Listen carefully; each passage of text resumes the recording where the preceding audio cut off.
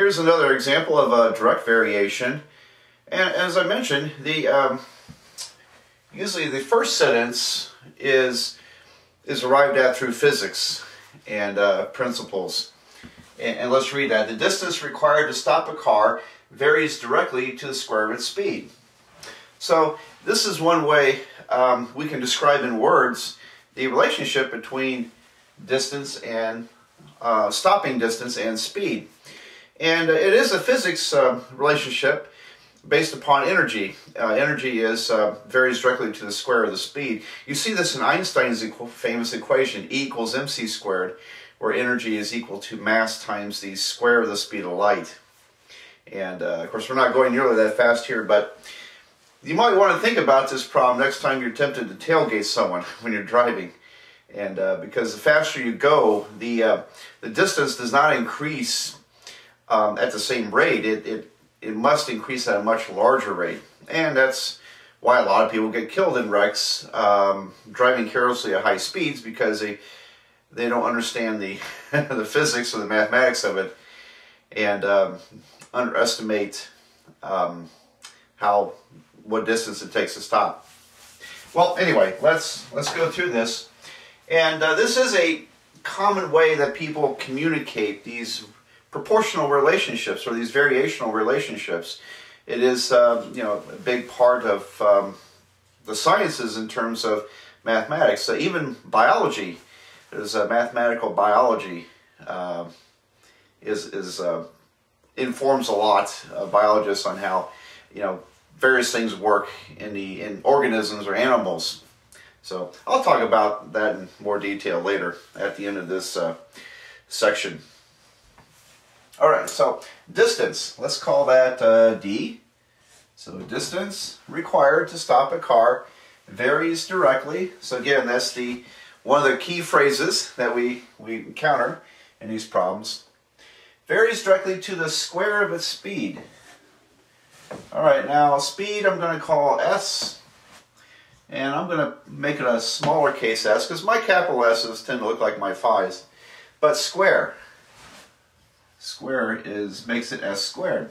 So these words, students overlook those a lot, and read carefully there. Attention to detail, very important. All right, so distance varies directly according to the square of the speed, and I can write this as an equation by bringing in letter k again. So k is the traditional letter for these problems in math books. It may be, I don't know, engineers might use C. Engineering, there are engineering books filled with these kinds of numbers, these constants of variation, depending on the type of problem, the type of materials used. And so engineers tend to look those numbers up for various kinds of materials and things they're doing. Here, this K would depend upon the braking power of the car, a lot of factors, the weight of the car, and its tires, how good the tires are. So it would really depend on a car-by-car basis. It would have to be measured for each car. But when police investigate accidents, larger cities tend to employ someone who's very good at looking at the evidence behind a car wreck and determining, say, how fast someone was going. By looking at the skid marks and things like that, you can use this kind of math and more complicated math, I'm sure, more complicated physics, in order to determine, how fast was someone going in a wreck, for example. Well, anyway, let's work the problem. Car going 22 miles an hour needs 38 feet to stop. All right, I just guessed at that. It just seemed like a reasonable number to me. So let's plug that in. 38 feet is the distance. K times 22 miles per hour squared. Now, I'm not writing the units in, because as long as we don't change the units in here, then the units will cancel off both sides of the equation. So, it's an exception to my rule about always writing units. It doesn't matter as long as you're not going to change, say, feet to inches, for example. All right. But, you know, an engineer or a physicist might be interested in these units for K. And K would be interesting in this case. It would be feet divided by the square of miles per hour. It would be kind of complicated. Alright, so I'm going to solve for K. Divide both sides by 22 squared. And this cancels. So K is 38 over 22 squared. And I don't know, that's 38 over probably 484.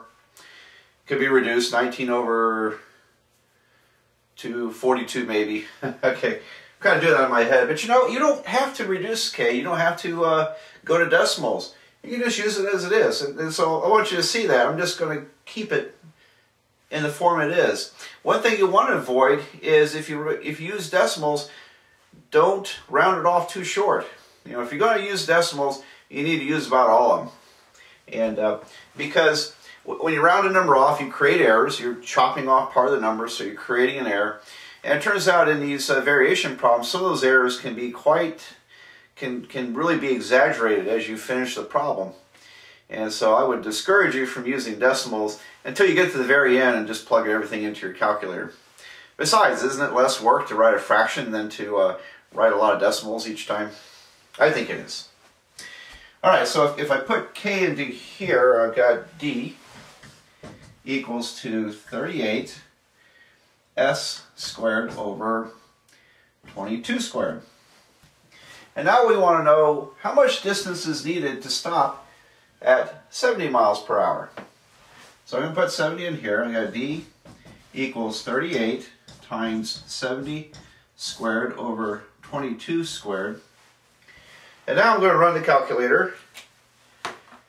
And let's see. Now it's going to be roughly around 9 or 10 times the distance, I believe. And how do I know that? Because this distance is, this speed is a little more than 3 times 22 miles per hour. And since it varies, the distance varies according to the square, 3 squared is 9, that means it's going to be more than 9 times the distance. Possibly 10. So let's see what happens. Let's see, 38 times 70 squared divided by 22 squared gives you 384.7, and 384.71. I'm going to round that off to a whole number. With hundreds of feet, I don't think anybody's going to care about a couple inches. So that would round up to 385. So the distance is, and please write this out in a sentence, the distance is about 385 feet. And my guesstimate was really quite close. I said about 10 times as much. It's a little bit more than 10, so I didn't work that out in advance, but it wasn't that hard to predict. Once you get used to these relationships, it's not that, some of these aren't too hard to predict. Alright, so there's another varies directly problem, and now we're going to move on to a different kind of variation.